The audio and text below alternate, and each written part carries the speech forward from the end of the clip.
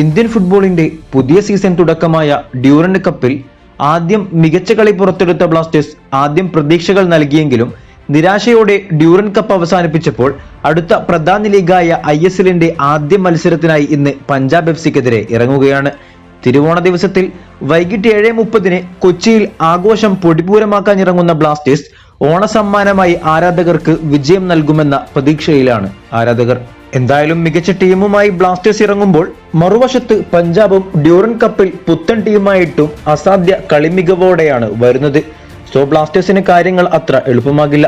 എന്തായാലും ടീം വാർത്തകളിലേക്ക് പോകുമ്പോൾ രണ്ട് ടീമിലും പരിക്ക് പ്രശ്നങ്ങളൊന്നുമില്ല. സോ ഇന്നത്തെ മത്സരത്തിലെ ബ്ലാസ്റ്റേഴ്സിന്റെ സാധ്യത 11 പരിശോധിക്കുമ്പോൾ 4-3-3 എന്ന മിക്കേൽ ആശാന്റെ ഇഷ്ട ഫോർമേഷനിലായിരിക്കും ബ്ലാസ്റ്റേഴ്സ് ഇന്ന് ഇറങ്ങുക.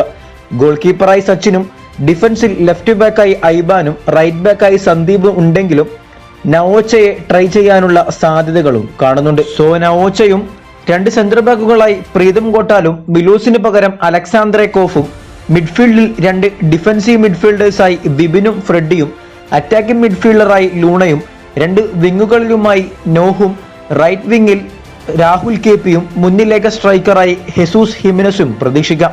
കൂടാതെ ചില മാറ്റങ്ങളും വരാനുള്ള സാധ്യതകളും കാണുന്നുണ്ട്. എന്തായാലും ബ്ലാസ്റ്റേഴ്സിന് വിജയത്തോടെ ആരാധകർക്ക് ഓണസമ്മാനം നൽകാൻ കഴിയട്ടെ എന്ന് ആശംസിക്കാം.